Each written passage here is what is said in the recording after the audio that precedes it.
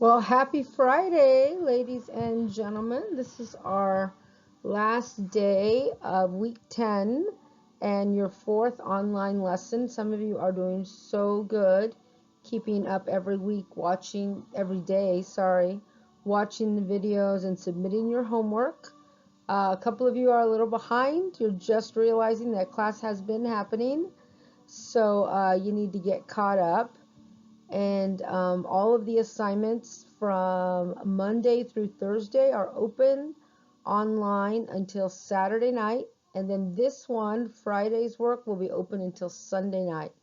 At that point, you won't be able to submit anything else via Teams until it reopens, or until we're back in school actually on the 30th. Now, if we're not back in school on the 30th and we go online, then Teams will reopen and we can look at any late work or anything like that. But you should do your best to get everything in by Saturday night and this assignment in by Sunday night. Best today and have it done with. And then just enjoy your vacation. Don't think about chemistry next week. And get your mindset ready that if we're not back in school, that you will need to have school every day online.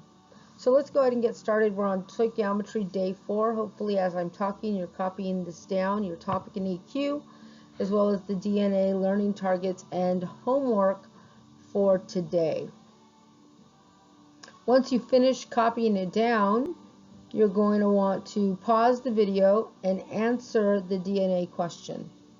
Make sure you've had your periodic table out, your stoichiometry chart, your calculator, paper and pencil, and go ahead and give that some time and solve it. And when you finish, then you can continue the video and we'll go over the answer to the DNA together.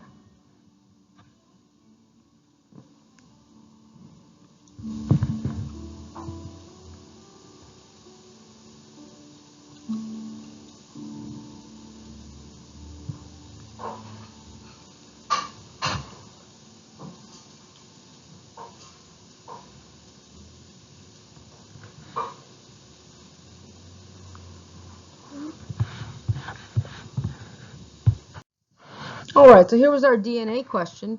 And remember, there's no stoichiometry without a balanced equation.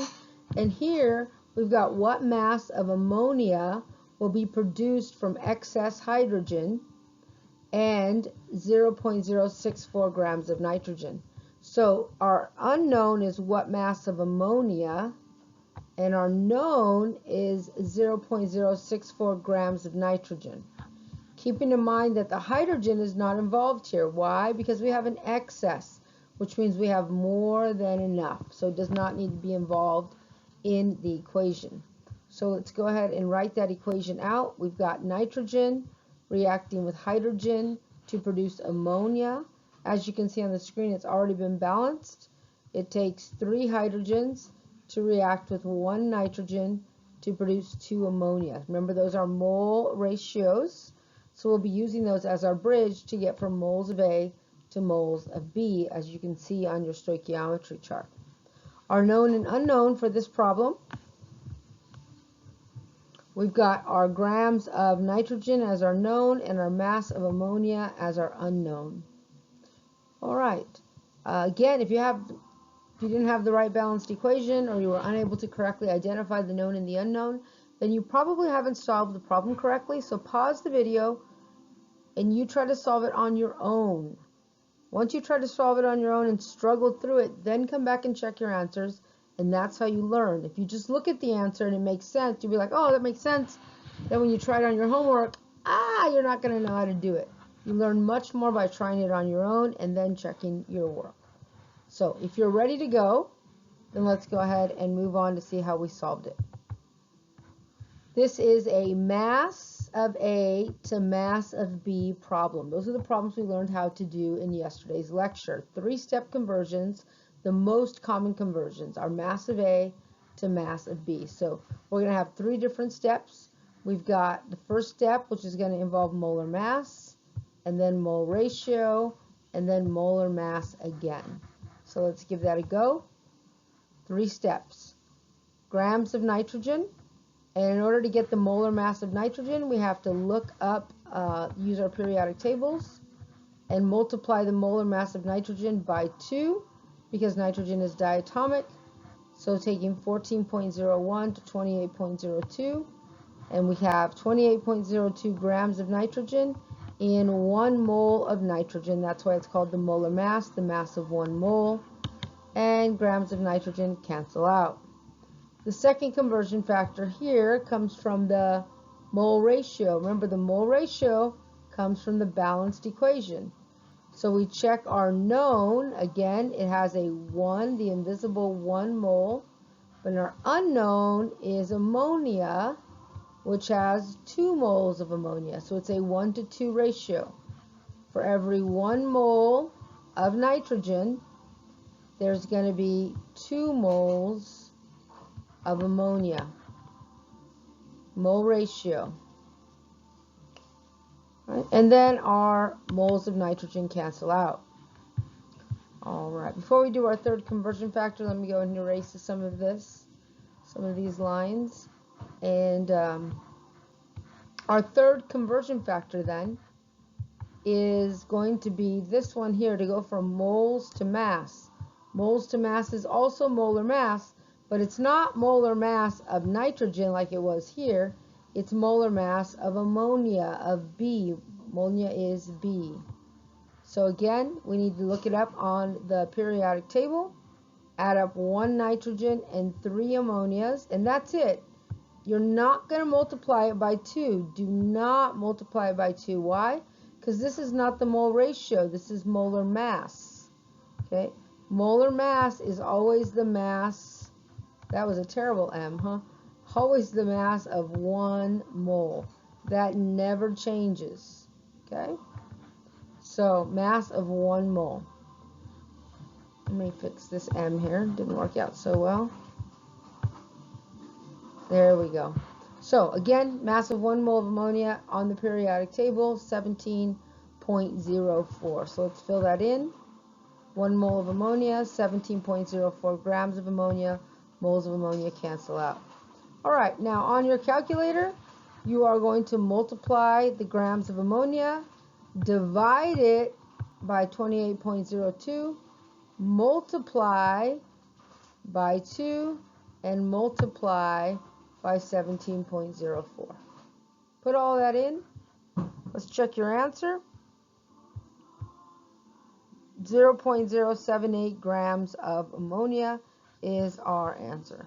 Hopefully you did well. If you missed anything, if you're like, why did they get that answer? Remember, just pause and rewind the video, and you should be good to go till you can say cha-ching, and then go ahead and move on into the lecture.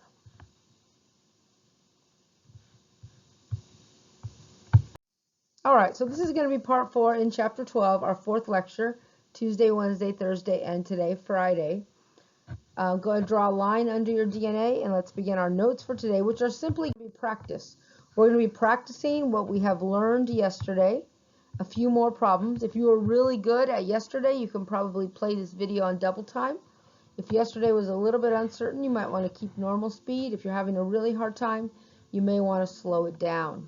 Now remember, there is no stoichiometry without a mole ratio. That's what makes something stoichiometry, right? This word means that we are using a balanced equation to cross this bridge, the bridge that takes us from moles of A to moles of B, or backwards, from moles of B to moles of A. We could go in either direction. That's what makes it stoichiometry. So that's the heart of every problem we do, changing from chemical A to chemical B. Now we can build on that using any of the other things we learned in chapter 11. Mass to moles, particles to moles, atoms to ions to moles. But what we're focusing on yesterday and today is the heart of stoichiometry, which is simply learning how to use a mass of A to a mass of B reaction. So mass of A to mass of B. Let's go ahead and mark that. That's this area here is the area that I am concerned with you being able to do at this point. Now, will we do everything else? Yes, we will. But right now, this is the heart of what you should be doing. can you turn a mass A into a mass B? Now notice there's no straight across, wait, you can't go from here to here. There is no pathway. It cannot be done in one step. You must make it a three-step conversion. Mass of A to moles of A, moles of A to moles of B, and then moles of B to mass of B. A three-step conversion. That's our goal. Now, there's a couple other parts on your conversion chart that we're not using yet. The volume ones, you can ignore those. And then we've got your steps that are written out on your conversion chart. And I don't have it, but on your conversion chart, you also have Avogadro's number, molar mass reminders.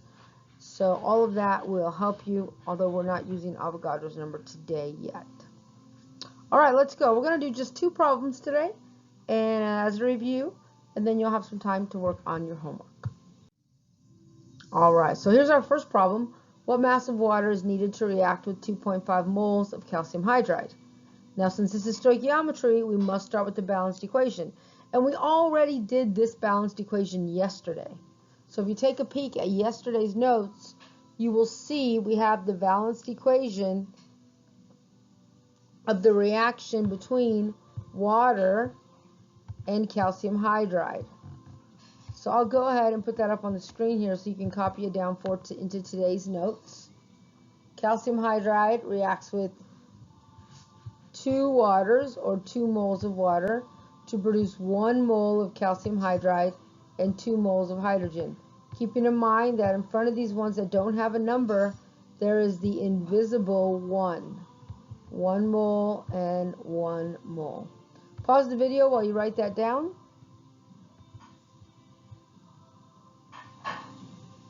All right, so the next thing we're going to do is find our known and our unknown.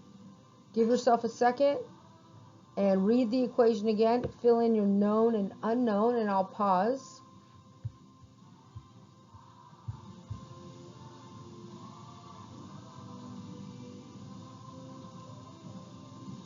Okay, so our question is, what mass of water is needed to react 2.5 moles of calcium hydride? So that's what we know. We've got 2.5 moles of calcium hydride. The question or the unknown is, what is the mass of water? So remember, mass is grams. So we're going to write our known and unknown like this. 2.5 moles of calcium hydride is what we know, and grams of water is what we want to know. So take a look at your flow chart. Find where we're starting at. Find our known, find our unknown, and look at how many steps is it going to take.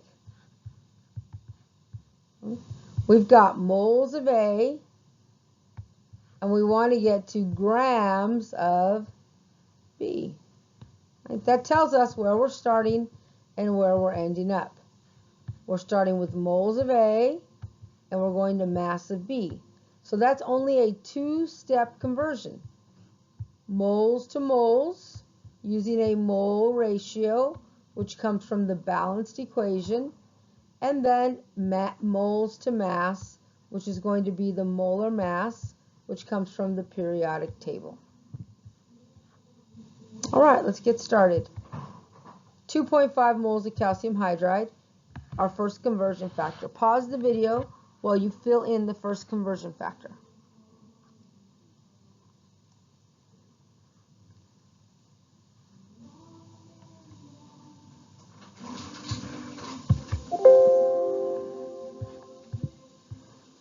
All right, so we've got mole ratio. Now the mole ratio comes from the balanced equation. So when you look up calcium hydride on the balanced equation, you see it has a 1, an invisible 1. That's where this number comes from the balanced equation. Our unknown, B, is water. Water on the balanced equation has a 2 as a coefficient. That 2 means that we're going to have 2 moles of water on the top. This is a mole ratio because it comes from the balanced equation. All right? Hopefully you did that okay. Let me erase some of my notes here. You can always replay it. All right, then our units cancel out. 2 moles of water. We've got 1 conversion factor left. We've got this conversion factor here, which we already said moles to mass is molar mass. So we're going to need the molar mass of water. Go ahead and calculate the molar mass of water. Now that's the mass of 1 mole. Do not multiply it by 2. We only use the coefficient when we're doing a mole ratio, not for molar mass.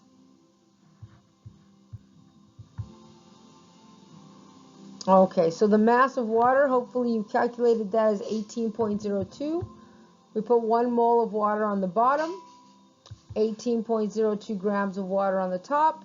Our moles of water cancel out, and we're done. That's it. The rest of the work is calculator work. Right? Put into the calculator your 2.50 times 2 times 18.02, and you will get 90.1 grams of water. That is it. We're done with our first example for today. Cha-ching. Again, if you're lost, if any of it's uncertain, rewind. Play it again. Make sure you get it before you jump into your homework. All right, let's move on to our last problem for today and the end of our lectures for this week. Oh, this is a long one. That's okay. We're going to do the same thing. We're going to write a balanced equation. We're going to identify our known and unknown. We're going to look at our flow chart, and then we're going to solve. So go ahead, pause the video, read it carefully, write the balanced equation.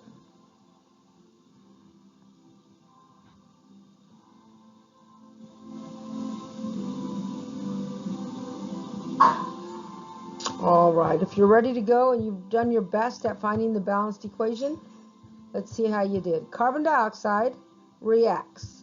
So that's going to be one of our reactants, carbon dioxide. Reacts with calcium oxide. Ooh, going to have to check the charges on that. To produce calcium carbonate. Oh, we're only producing one thing? That must be a synthesis reaction. So let's go ahead and take a look here. Carbon dioxide is a molecule. It has a prefix di. So I don't need to check my charges. That means it's 1 carbon and 2 oxygens, carbon dioxide. It's reacting with calcium oxide. No prefixes here, and I know calcium is a metal, so I better check my charges. Calcium has a 2+ charge on your periodic table. Oxide is oxygen, and on your periodic table it has a -2 charge. When you crisscross, you get CaO.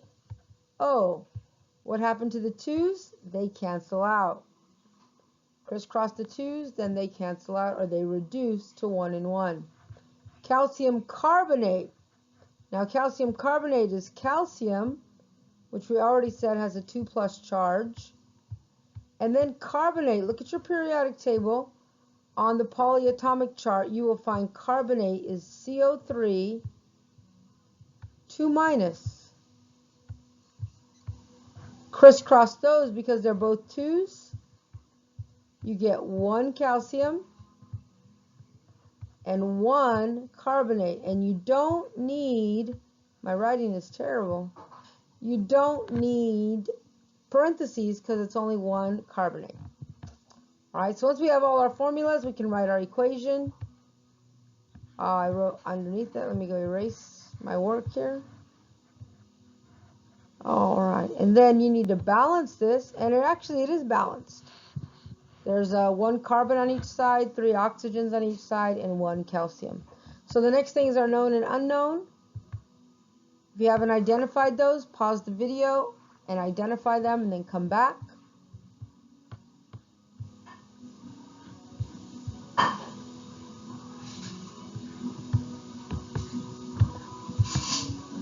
All right, so what do we know? We know what mass, it says what mass calcium carbonate would be produced if you blew 0.090 moles of carbon dioxide into a test tube of calcium oxide.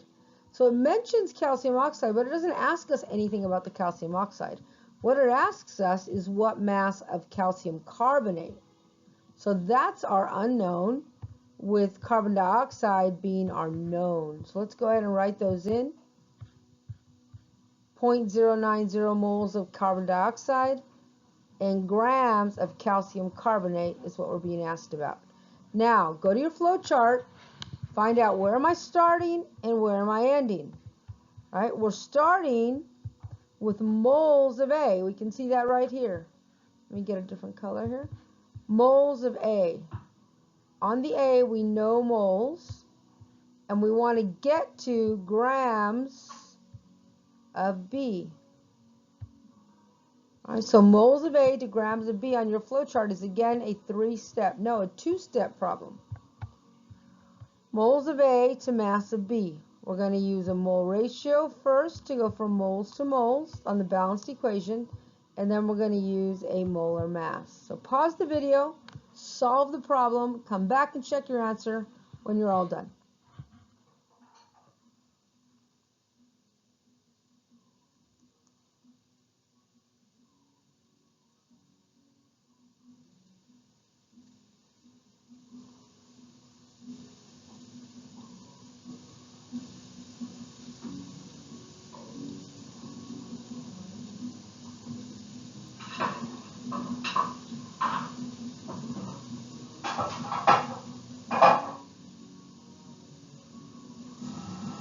All right, let's see how you did. Start with our known, 0.0900 moles of carbon dioxide. First step is mole ratio. Remember where our mole ratios come from. They come from the balanced equation. Well, in this balanced equation, there's an invisible 1 in front of carbon dioxide, an invisible 1 in front of calcium oxide, and an invisible 1 in front of calcium carbonate. So everything's going to be 1 mole, 1 mole to 1 mole to 1 mole. So on the bottom, we've got our 1 mole of carbon dioxide produces 1 mole of calcium carbonate. Our moles of carbon dioxide cancel out, and we now have calcium carbonate, which is B. B is calcium carbonate. So we need the molar mass of calcium carbonate. If you haven't calculated it, stop the video and calculate. What does 1 calcium, 1 carbon, and 3 oxygens add up to from the periodic table?